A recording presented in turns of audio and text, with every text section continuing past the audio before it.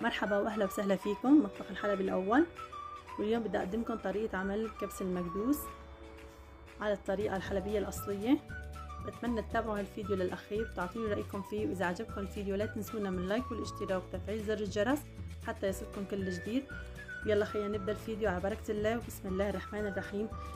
هلا اليوم بدنا نسوي طريقه المكدوس على الطريقه الحلبيه الاصليه. مثل ما واضح عليكم عندي تقريبا شي 5 كيلات باذنجان، حصرا بده يكون ناعم الباذنجان، حرمي او تيتفي، اذا تيتفي بيطلع اطيب، بس نحن هون هلا متوفر عندنا باذنجان حرمي بده يكون ناعم هالشكل هاد. هلا هون قمعنا التم كله، شلنا الخضار منه وقفناه بهالشكل هاد. هلا بدي احطه اسلقه. هو سر المكدوس الحلبي يكون سلقه منيح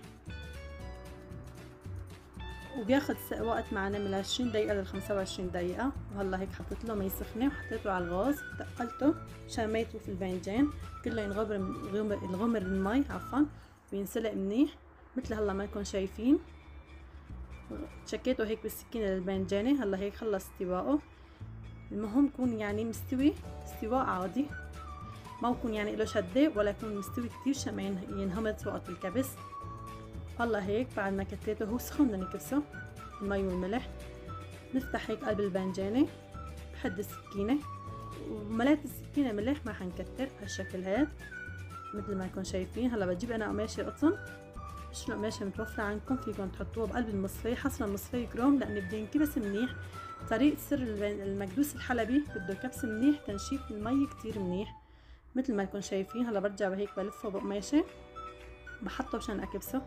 بده يكون تقلة كتير منيحة، أكتر من 20 كيلو وزنه التقلة ليطلع هالمي منه كله.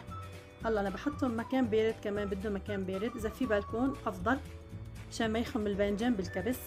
هلا كبسته أنا المساء، تاني يوم الصبح طلعت عليه فتحت له قماشة عنه مثل ما انكم شايفين. انكبس هلا نص كبسة، لسه تمه سميك بده كمان كبس. هلا بفتحه هيك شوي بهويه مشان ما يخم عنا. هي طريقتي يعني، هي سر الباذنجان المكدوس. نطلع عليه الصبح ومساء ونفتحه ونهويه شوي شي ما يخم.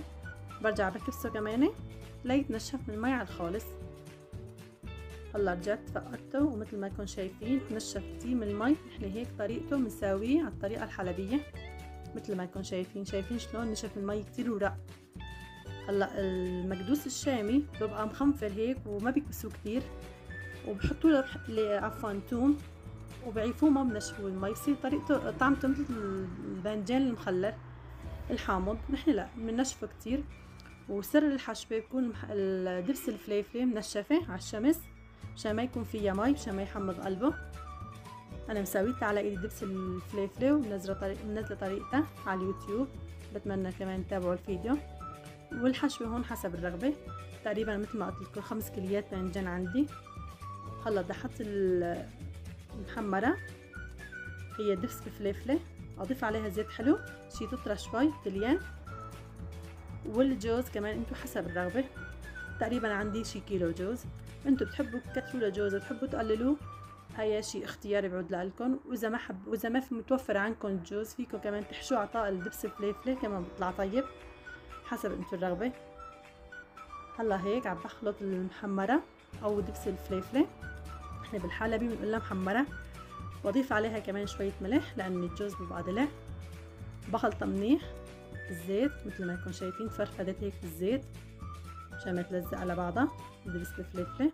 هلا بضيف الجوز المكسر، طبعا نقيته وكسرته نعمته ناعم وبخلطه مع الدبس الفليفلة. هلا هون بنبلش الحشوة. كمان مثل ما قلت لكم الحشوة حسب الرغبة، انتوا بتحبوا تعبوا الباذنجان كتير المكدوس، تريدوا انتوا تقللوه حسب، هذا كله حسب شخصي، هذا ذوق شخصي بعود لكم. بس سر الباذنجان او سر المكدوس الحلبي يكون منشف كتير من المي مثل ما واضح عليكم. انا كمان هون في ملاحظة، في كمان انا مقطع ما صورت لكم اياه بالفيديو ما نزلته، انا فتحته نهار صحيح على الشمس او على الهواء، يعني ما في عندكم شمس، شي نشفته من المي نهائي. شايفين شلون صار رقه؟ هذا سر المكدوس الحلبي. طبعا ما بيعطي مزة حموضة نهائي، بس اذا تعيفوا له مزة حموضة بالكبس الزيت تعيفوه ما بتنشفوه كتير من المي ولا بتضغطوه كتير بالكبس. هلا هيك بعد ما انتهيت من حشوة المكدوس بضيف له زيت حلو، زيت زيتون، واذا ما في زيت زيتون متوفر عندكم فيكم تضيفوا له زيت نباتي، بس طبعا هو بتاخذوا نكهه كتير طيبه للمكدوس وعلى اصوله بصير زيت الزيتون. هلا انا ما بغمر المطربانات كتير لاني بده ياخذ راحته المكدوس ويخنفر هيك بقلب الزيت، بقى بده يعود يتعبوا المطربانات ويطوفوا. انا هون بتركهم يومين قبل ما اسكر المطربانات منيح لا ياخذوا راحتهم، ما بقى بدهم يعني هيك زيت. بضغطهم بقيبهم مكان بارد، فيكم تقيموهم في البراد او مثلا بالخزانه بالمطبخ، بس يكون مكان بارد مشان ما يحمض. طبعا نشفتهم من المي ما بصلوش ان شاء الله، وان شاء الله بضل محافظ على حاله شي سنه. هلا هيك انتهينا من الفيديو، بتمنى تجربوا هالوصفه وتعطيني رايكم فيها.